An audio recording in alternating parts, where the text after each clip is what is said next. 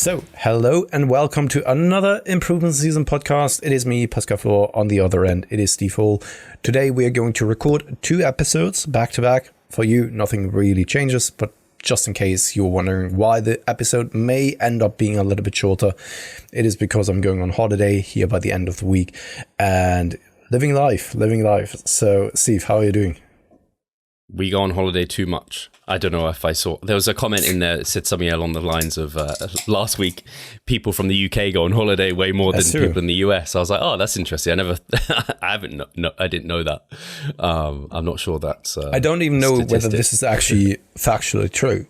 No, because we all know, or have probably heard of, like Asian, especially like Chinese people, only having a very short amount of holidays throughout the year. And that's why they are very much going out there in a compressed manner when it comes to sightseeing and all that kind of stuff. And I don't know whether it is actually factually true or whether it's just something that I've picked up and it became common knowledge in the Western society, sure. But actually it isn't really true. All I know, at least I think this is actually true, but it might again become like common knowledge type of thing, is people in the US don't tend to go abroad as much as people, like even Europeans in general, which I think that is generally the case. I think maybe same with like Aussies. I don't know if they go like as far afield. I don't know if that is true. But anyway, I think that's what I was told about Americans. Like there's a large number of Americans who don't have passports, for example. Yeah. I think that's something I've heard that's true. Guys, this is just coming from a bunch of European guys who have no idea what is really going on. I mean, maybe there's something going on in the US that we are very much clueless about. Maybe you guys are aliens, or maybe it is all just like a fiction, a digital reality that we've been fed, and actually it's only Europe that exists. And if you're not traveling to the US, you never really find out. But you've been there, Steve, but you don't know whether the plane was just like circling around Europe, landed in a specific area that was kind of isolated, which then is being sold as the US for everyone who goes to the US. It's like the Truman Show, you know? What's the, I can't even remember the Itachi quote. It's like something like, your reality is only what you think it is type of deal. It's so funny. Like, it's true. Maybe we are living all in the infinite tsukunomi. So that's what I was hoping Boruto was going to be, that was like the make-believe show. And now we're going to come back in. Wasn't there actually even a theory where a fan made video over on YouTube was circling around when Naruto was actually waking up and finding out that they've all been stuck in the infinite tsukunomi. Maybe. And they never really defeated Madara and all that kind of stuff, which would be quite a twist, to be honest. Especially because Madara was such a badass character. And then I felt like he just got pushed to the side like, oh yeah, you were being played all along as well. It's like, for me personally, Madara is one of the greatest villains.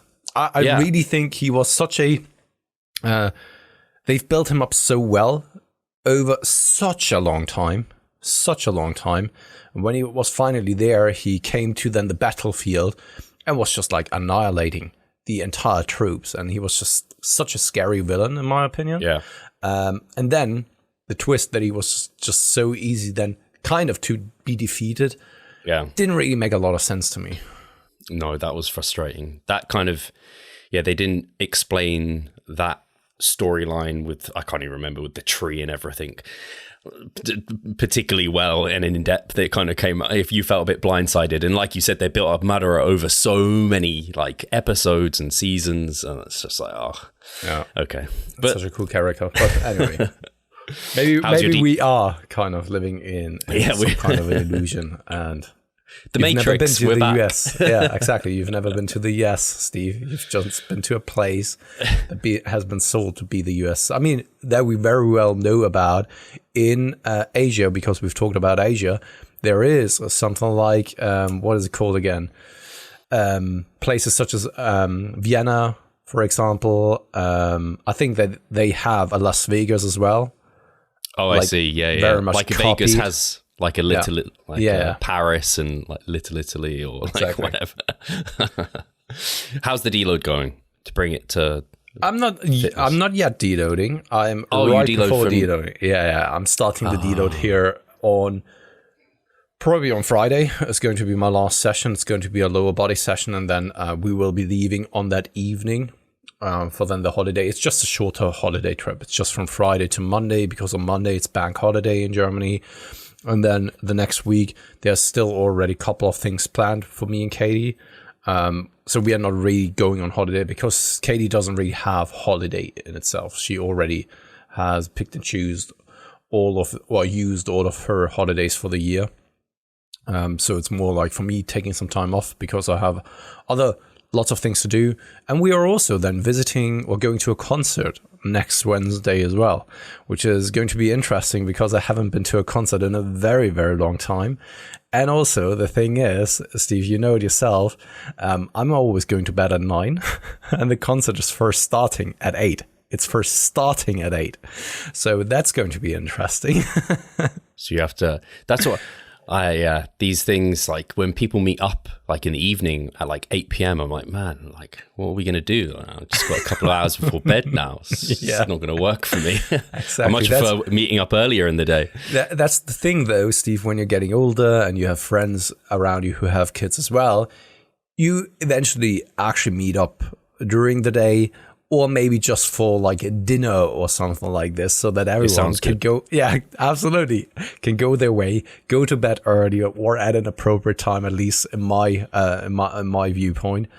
And yeah, that's more like it for me personally. And the good thing is though, that it's also then my deload next week, so that I can focus on other things.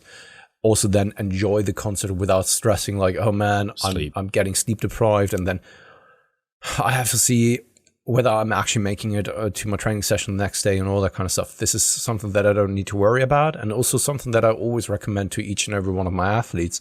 When they are taking something, especially like an active rest week, take advantage of that. Do your taxes, go to the barber, do the things that you normally don't do, and take care of them, so that you have them off the table for just like the next couple of mesocycles. Yeah. I always say I try and like get as many podcasts recorded in those, like in a deload.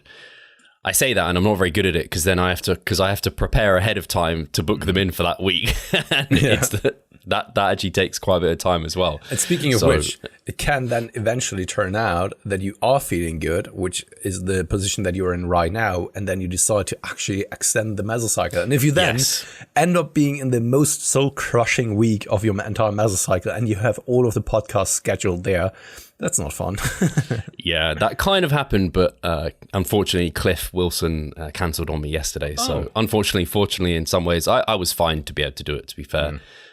I always think, actually, on that point, like in the depths of contest prep, you get to like pull on levers to push to a certain degree of like, just you get your training done.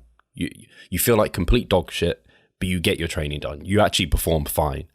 And you do your client work, like you have such limited energy availability, but you're able to do still so many of the important tasks, like keeping the podcast going. So I always think if I ever feel a bit crummy, or I'm like, I'm a bit tired during my off season, I'm like, fuck's sake, Steve, like you can push through this, no problem. You're well fed, you can go. So yeah, that was a bit of a, I thought that as I was coming through this week, where I was like, man, this is going to be tough. It's like, I've been through tougher. I can definitely do this. Just push. Yeah. But at the same time, it brings us back to what it is that we've talked about over the past episodes as well. That I think that many people go through it nowadays due to the social pressure that we are experiencing due to social media, that we are never really working hard enough. We need to hustle more. We can't really relax. We need to push, because otherwise we won't ever catch up. We won't ever be successful. And funny enough, I just started listening to I think he's called Chris Williamson podcast. The Modern Wisdom. Exactly. I don't know why, but he has some very interesting guests on. The first guest that I was listening to with his podcast in general was talking about relationships nowadays and dating scene and stuff like this. I've probably heard it. And it was very interesting because it has completely changed over the decades, especially with the introduction of social media, of how a man is also then being perceived and what he needs to now bring to the table in order to be good material for the generation nowadays. Yeah, I think his podcast is probably interesting to people of our, because he's essentially our age. Like he's right in the mix of like his mid-30s or whatever. So he has grown up in the same like years as we've grown up, and so the thoughts and ideas coming through his mind are very similar to our own, and he probably approaches them somewhat similar to us as well. So I have found it to be quite interesting, and he speaks very well too. I don't know if did you know he was friends with one of your clients, Johnny Watson? No. He's done podcasts with them, or really? at least on their podcast. Yeah. I didn't know that. And he was on like the first or second Love Island. Yeah, that's what I gathered, because he mentioned something about this in the episode as well. So yeah, they're good podcasts. I think they're kind of what I always find a little bit. Well, I'm always a little bit skeptical and hesitant listening to those type of podcasts. There's also the one with Diary of a CEO. I've never really listened Steve to Bartlett. that one. Exactly, because there are so many charlatans on those podcasts as well. And it's so funny nowadays. It's just like, get a setup for a proper podcast setup, right? Get a microphone, professional microphone in front of you, put the camera coming right from the angle, and you look like an authority. No matter what it is that you're saying, you seem like someone who genuinely knows what you're talking about. And I, on the other hand, I'm sitting there, and if there's then some kind of dating expert or so, I have no idea about this field. I'm listening to that, and I think that he knows what he's talking about, but I have no idea whether this is actually factually true or not. And that's kind of the same when it comes to nutritional advice. If I had no idea, and some kind of person sits there and talks in an authoritative manner, I would believe everything that he's saying, because I don't have the skills or the knowledge to decipher whether this is actually true or not. And I have the feeling that sometimes those shows, they are the new form of TV nowadays and radio stations. And you never really know who's actually getting on there, because their part is to entertain, to create a platform, to run this as a business. They are not really concerned about getting the most knowledge, probably not the most credible people on, right? Yeah. I think that especially also for them, because they are picking and choosing people from different areas and experts from different areas who promote themselves or kind of push themselves of being the experts. To the outsider, it may very well look like this, but I think it's very hard as a media production company to then really know whether the person you're getting on really is credible or not. That's why I'm always a little bit skeptical when listening to those type of podcasts. I completely agree with you, because I intentionally don't listen when they have someone on to talk about nutrition or training a lot of the time, because I'm like, I know that person, I know what they're saying. It isn't information that I think is valuable. I don't think it's evidence-based. I think there's better people to listen to. But like you said, we don't have that knowledge surrounding like relationship topics or these other topics. Just as an example, he had Ryan Terry on, who's an IFBB pro, like men's physique competitor. And he was running through like and actually Chris was kind of grilling him at one point. I was like, I wonder how he's going to deal with this, because I don't think Ryan is like, again, he doesn't put himself out there as like a guru or an expert or something. Where he seemed to deal with it fine, but he got him to do like his 10 best exercises. And he was running through this list. So I was like, you haven't fucking trained your back. I was just like, where's all the back? He put in like calf raises. I was like, calf raises in your, or like, I think he put in calves maybe. I was like, calf raises in your top 10 exercises. Quite funny. And then you can extrapolate. If that's already the case with nutrition and training advice or experts that they have on, it has to be the same with other fields and experts as well. It has to. There's no chance that there's only the exception with training and nutrition to get some. I'm not saying that Ryan Terry is a charlatan, but of course we know that, especially I think the Diary of CEO of a COO, they had a couple of people on there who talked like utter garbage about like insulin hypothesis and all that Calories. kind of stuff. Yeah. Exactly. And it can't be that it's only nutrition and training that they get some charlatans on. And it's not their fault, because they are finding themselves in a situation where they are entertainers. They don't know any better as well. And they are just like looking for credible people, and they have to take what the what maybe the audience wants as well. And also based on their research, which can be quite limited, because if you have to then figure out who's the experts in all of the fields out there, there's no way that you can decipher that. We all know how hard it is. Yeah, if someone knows more about a subject than you, they almost are an expert compared to you. Like you only need to know a little bit more on a subject than someone else, and they're already like, okay, I can learn from you.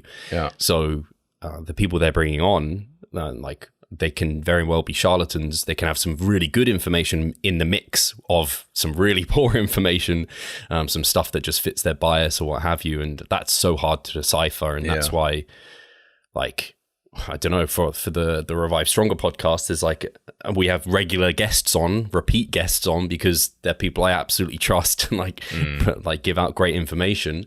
And we have like quite a small niche in that way. If I tried to go like super general and like broad, it would be like, wow, like, I don't know. We kind of have the known names coming on all the time for a good reason.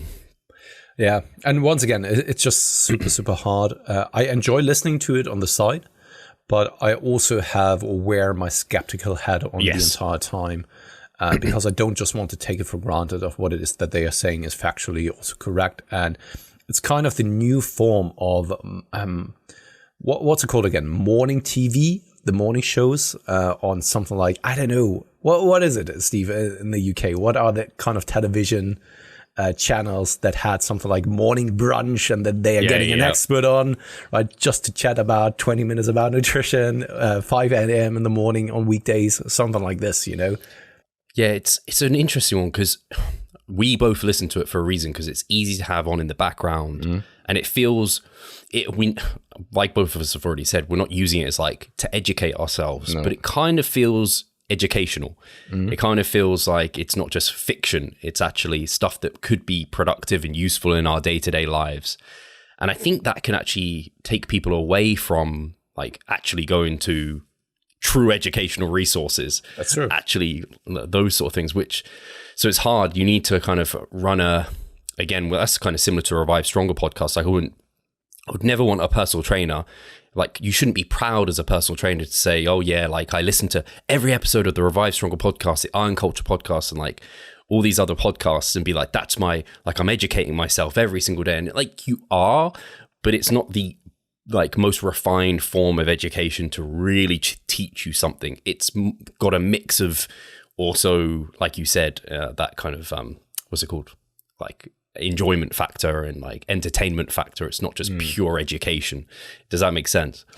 It makes sense. I don't fully agree with that. I think, yes, to some extent it wouldn't replace like formal education, in my opinion. All right, because you're then reliant on what the person is saying in that initial moment, and we are not. People can always make some arguments or say things that they would generally not say, or they said it in the wrong context.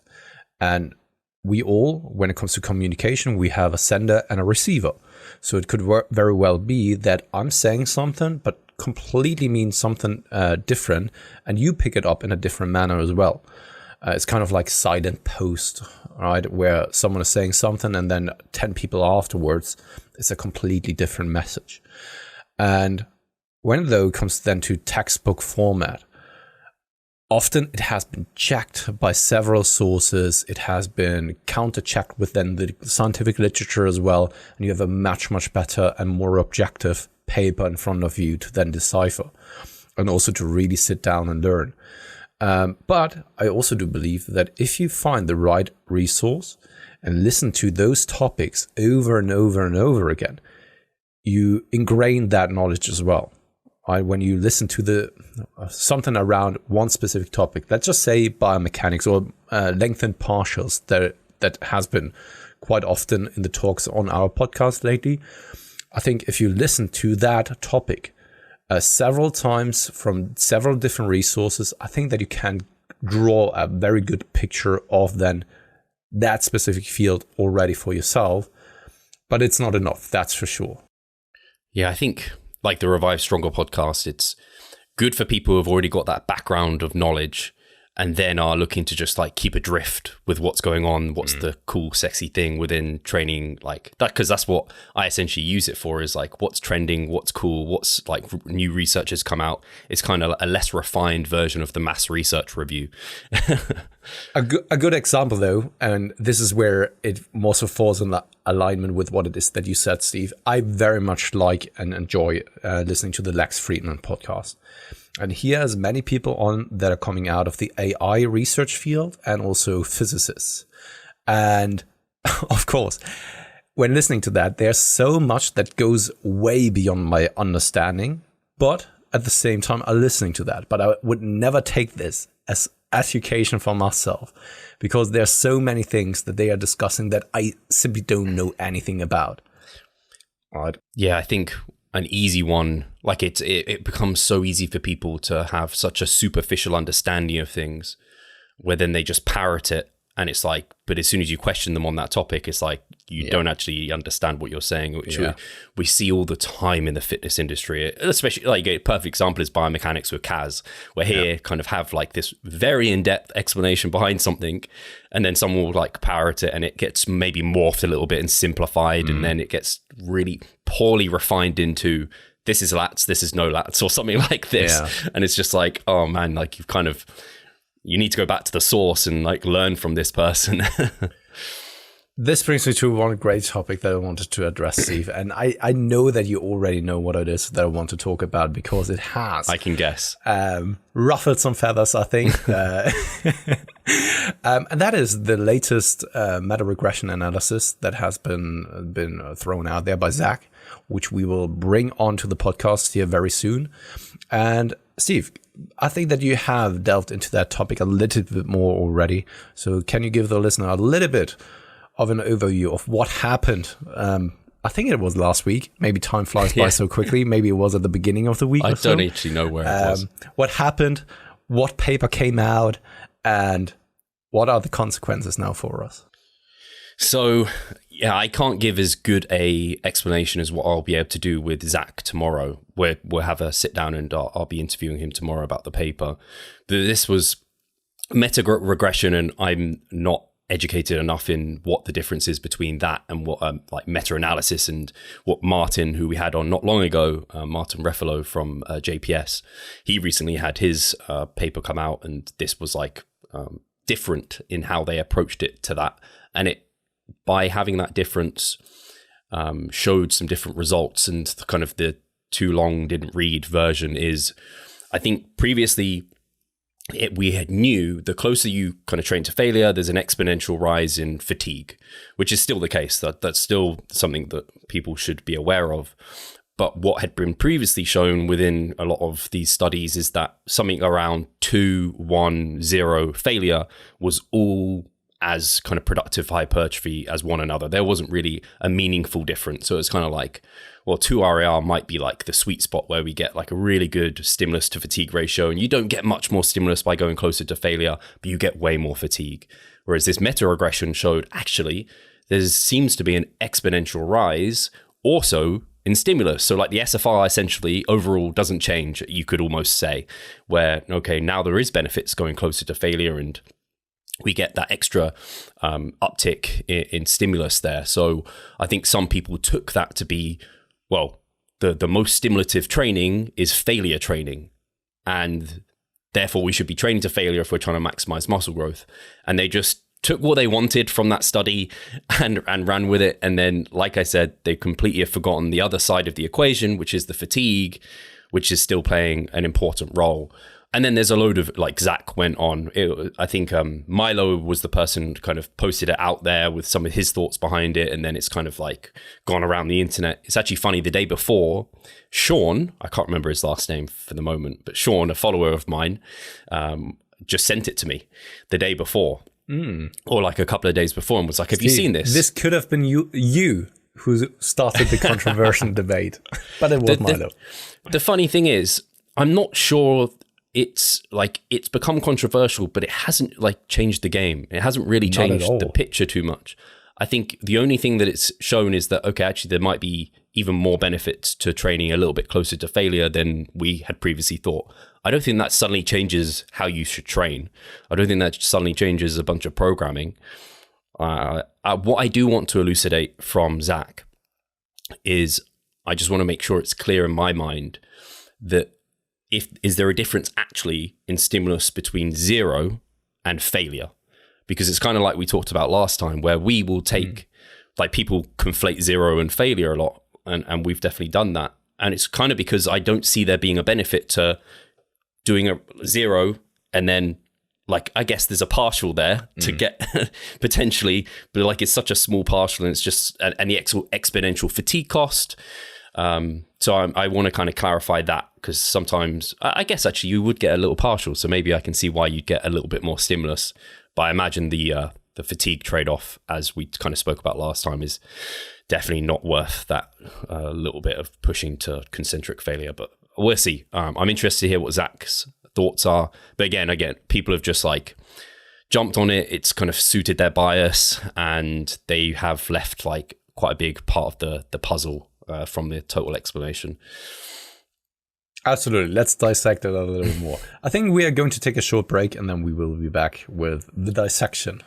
Do you not see the progress you would like? Are you sick of writing your own programs? Or perhaps you need some accountability in order to stick with a plan? Then it's time to start working with us. We at Revive Stronger offer a truly personalized coaching service. You'll get more than just an email with some macros or random cookie cutter program. With Revive Stronger, you will be the center of our attention. You will receive your own fully individualized training protocol alongside a customized nutritional strategy. We created the coaching around your needs, wants, personal preferences, and your own unique lifestyle. Every single week, we delve into your program in order to make appropriate adjustments so that we get the most out of your time and the best possible outcome. We help both female and male athletes to seriously change their body composition by adding more muscle mass and decreasing fat tissue. No matter if you're a competitive bodybuilder or just want to look better, if you need help with your progress and taking your physique to the next level, our coaching is for you. It's time to make a change. Sign up today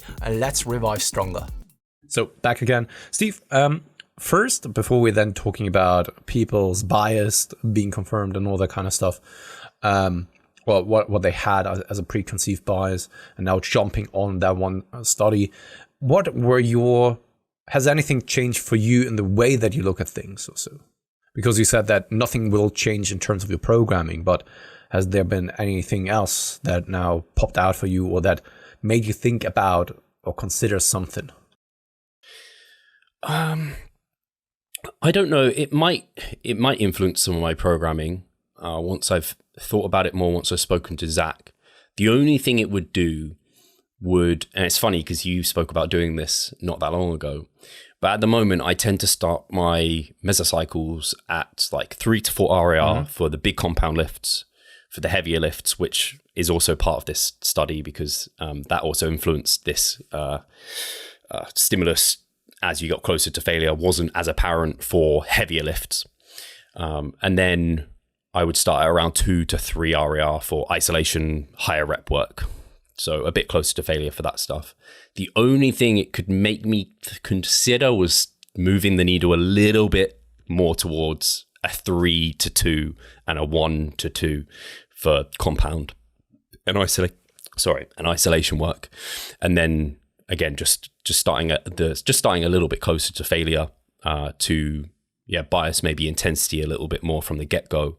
We've talked about it before where if, for example, week 1, you actually start too far away from failure, you can get really tempted to make up the difference through volume, which I think is possible, but I'm not sure it's the most efficient and wisest choice. So I think starting a little bit closer to failure can also help avoid that potential where people are like, they're desiring more stimulus because actually they've started so far away from failure in the first place.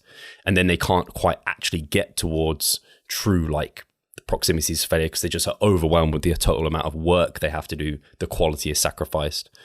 That's something I'm considering. And that's actually almost similar to what Milo alluded to, where maybe he said something along the lines, he used to think averaging around a 3 to 2 RER was probably best.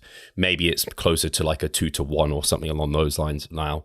And I'd always thought around a 2 RER was probably the best SFR overall and spend most time at that. And that's how I've gone about things mostly. But so yeah, if there is any changes, maybe a slight shift towards training a bit closer to failure on average. That'd be about it from what I've gathered. Yeah. I have a lot of thoughts around this. Okay. First off, just to touch on what it is that you said here lastly, I do agree with you that probably being in the range of like 1 to 3 RER is still the sweet spot, but nothing has really changed because that was the general consensus anyway and the general recommendation. And I think that as long as you're at around like 1 to 2 RER, generally speaking, you are golden. With some certain compound lifts, I think edging more so at around 2 or 3 RER is probably a safer bet. And also what it is that we can't really take out of the occasion is the subjectiveness of RER. So it could very well be that if you are someone who is very extremist, who does already a little bit more lower volume or so, it's very much more tempting and more likely that you are exceeding that RER. Whereas on some other, or for other people, it is then a little bit a safer bet to push a little bit heavier. But I think for me personally, nothing has changed for my general recommendation, because I was always more so under the opinion that in this, the sweet spot is probably somewhere around, like same as you, around 2 RER, plus minus 1 RER. So nothing really changes there. When it then comes to the meta-regression in itself, I'm very much looking forward to Zach and what he has to say on the podcast, because I think it's always important to listen to the authors, because they are probably the best to clarify the limitations and also the findings themselves and what we can conclude out of the findings, rather than speculate or listen to some keyboard warriors and their own interpretation. Secondly, about the study.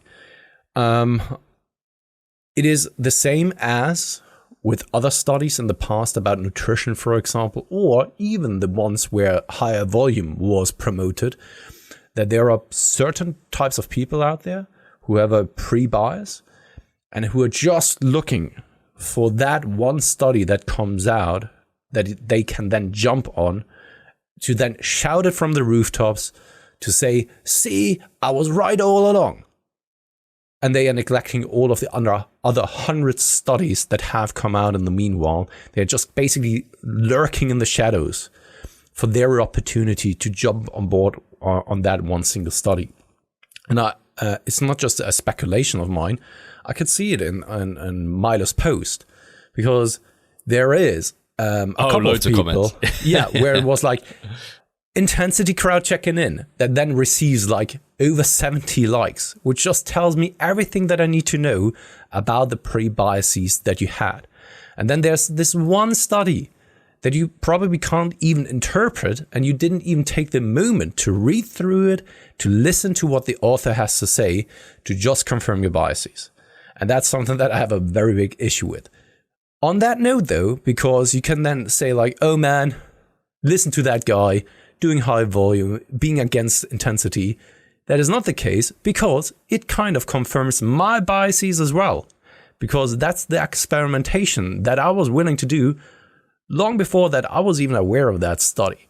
And that's something that you brought up as well, Steve, where a couple of weeks ago, I was even saying here on the podcast that I wanted to try out what it's like to push a little bit closer to failure from earlier in the mesocycle. And kind of it confirms my personal biases. And yet, still, I don't really like how it's being taken out of context, how this study is now being used. It's kind of the same as with other studies, for example, like it's cherry picking and also, once again, confirmation bias. And that is never, I think, the way to go about scientific literature.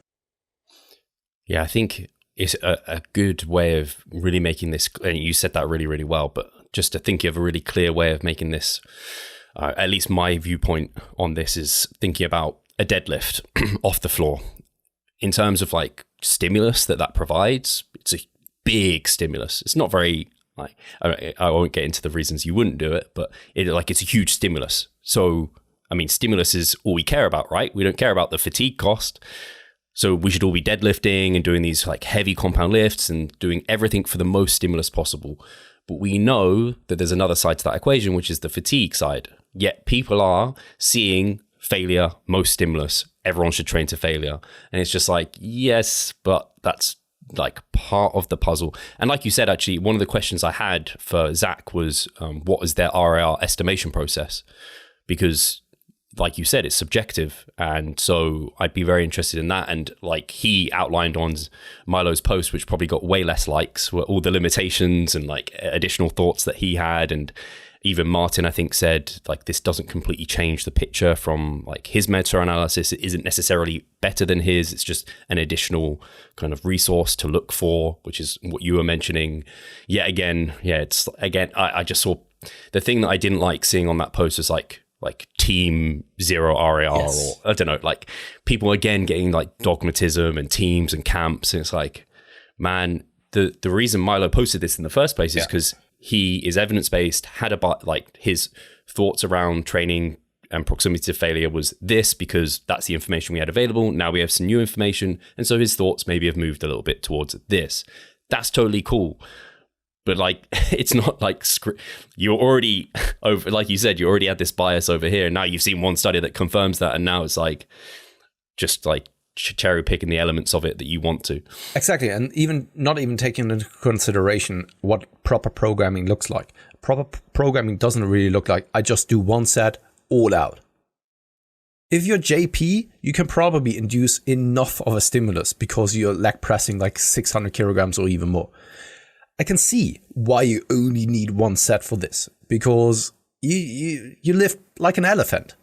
Like, you don't lift like an elephant, but you lift I want to see what they lift like. Basically. Right? So I can see why you only need like one set to induce that much of a metabolic disruption. But for 99.9% of the people out there, you're not JP. You're not that strong. You don't induce that much of a hypertrophic stimulus, i.e. what needs to happen? You probably need to add some volume into the occasion. And then it changes the entire picture, because we all know that if you go to true absolute muscular failure on something like a very heavy exercise or compound lift, man, after that, you're freaking toast. Toast. Go on something like barbell back squats, 10 repetitions all out. And let me see how productive the end of the session will be. I doubt that. I doubt that you can still get some very proper training sessions in. Right? And it's just looking at that study in a complete vacuum, while disregarding all of the other information that is necessary in order to make up a good program, for example. And that's why I also then tagged Martin, because I knew that his papers were about the uniformity of proximity to failure. And there was the general consensus that it has been in the scientific literature very poorly reported that there is no uniformity in the scientific literature about proximity to failure. They only analyzed 15 studies that matched their criteria. And 15 studies is not a lot. And even in those 15 studies, it was completely different ways of going about proximity to failure. So if there's not even a uniformity of what proximity to failure is and how we measure it, how can we then say, like, okay, this is the way that you should train? Right? It neglects so many aspects of proper programming and training that it is doing kind of a disservice for trainees out there that don't know how to interpret scientific literature. And I would even include myself in this, right? Because I'm not a scientist. And that's why I know my limitations. And that's why I don't really take this study as kind of my Bible to now base all of my programming around.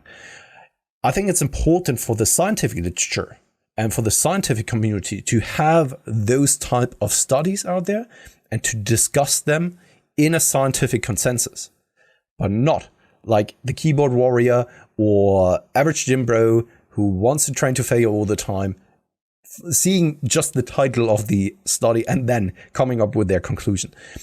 for those type of people, a study like this does a disservice. It's not, of course, the fault of the scientists, right? It's the fault of maybe the media sometimes, how they present certain evidence, the communication behind it, and also the fault, of course, of the readers themselves, because we are too lazy to then do our due diligence in analyzing the stuff, understanding the stuff, and also knowing our limitations.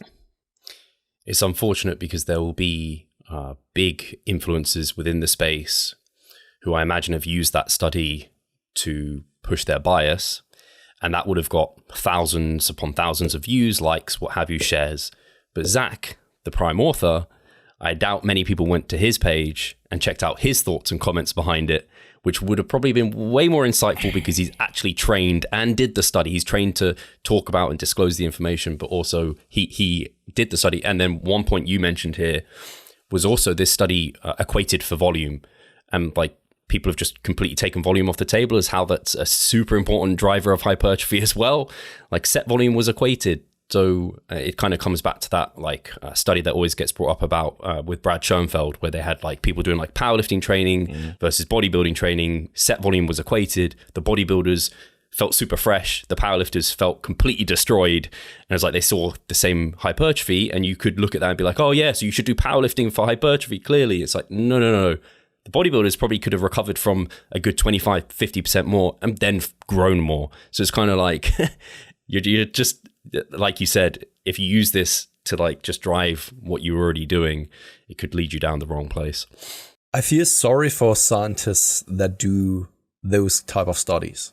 I don't think that they have time to interact with people online that much, because they are very much busy doing then those studies, which is good, because then they are sparing or saving themselves from a lot of desperation.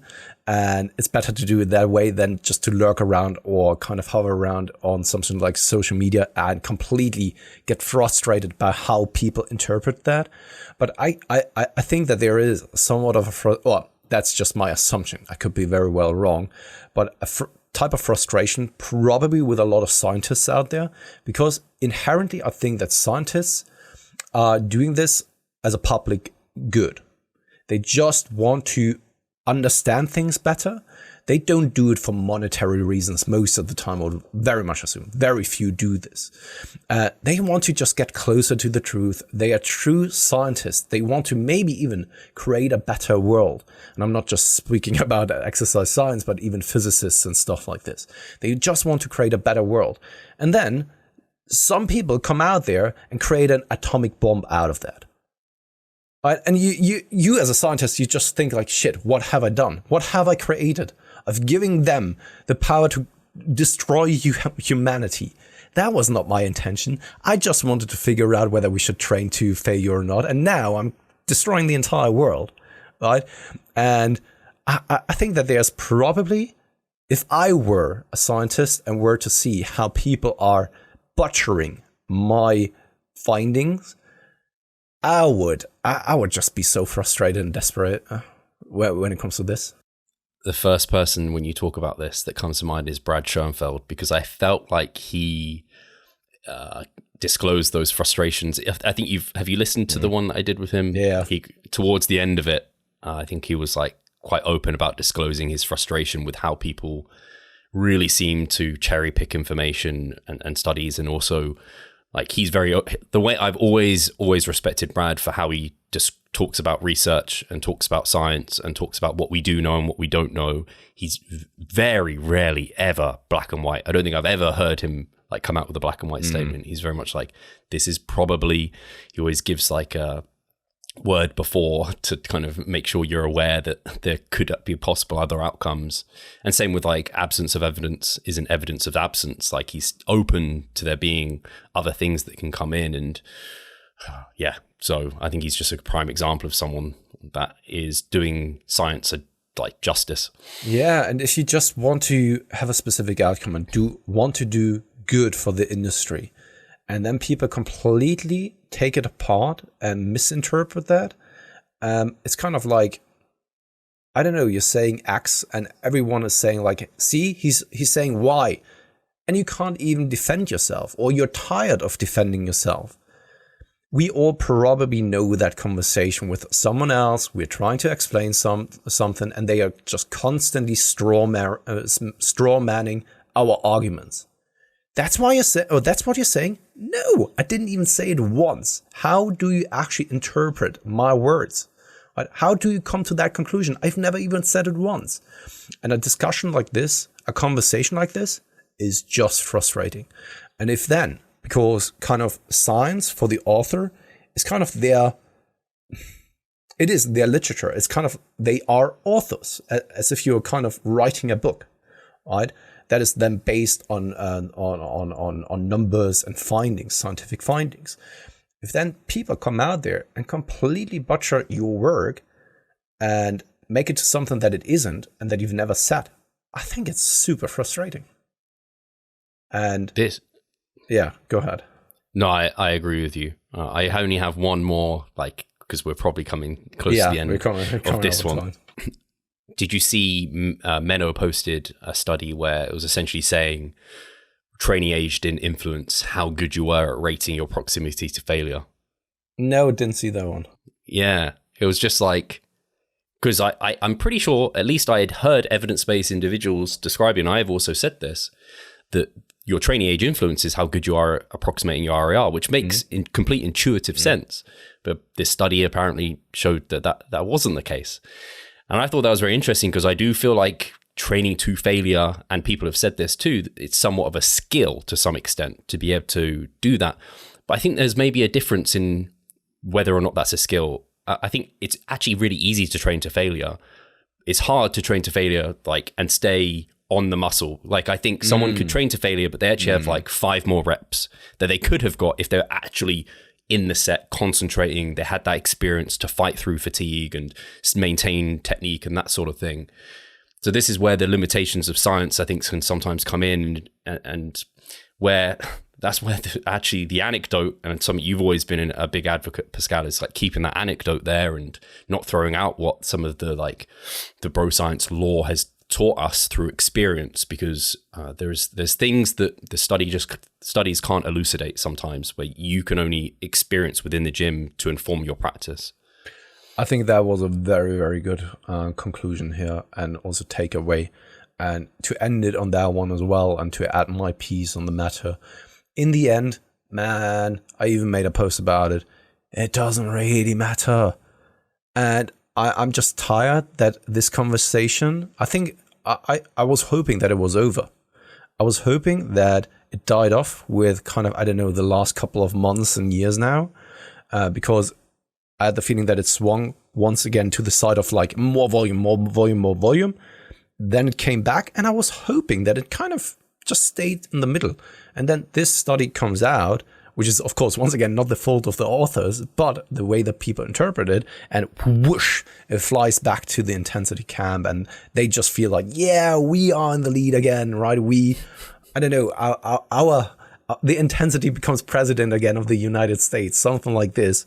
And I'm just so tired of this. We should know better that it isn't just about intensity. It isn't just about volume. It's a mix of several different parts and components that make up your training, because it's not just a vacuum. We all know this. You need volume in order to have kind of repetitions and sets.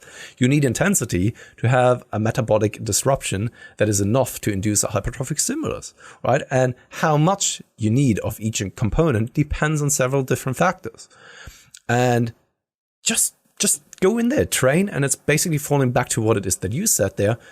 Go in there, train, listen to what your body has to tell you of hey, do you leave the gym feeling kind of exhausted in the muscle tissue that you wanted to hit? Perfect. If there's no pain, perfect. Rinse and repeat. Yeah. Do that a couple of years. Voila, done. Yeah.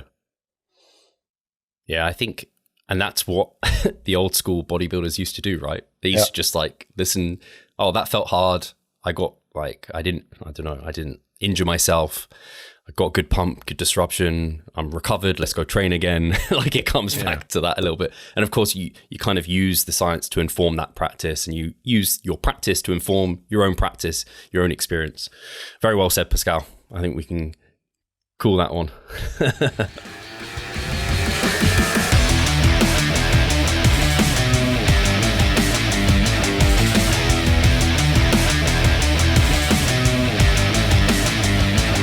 Losing weight fast while maintaining muscle mass.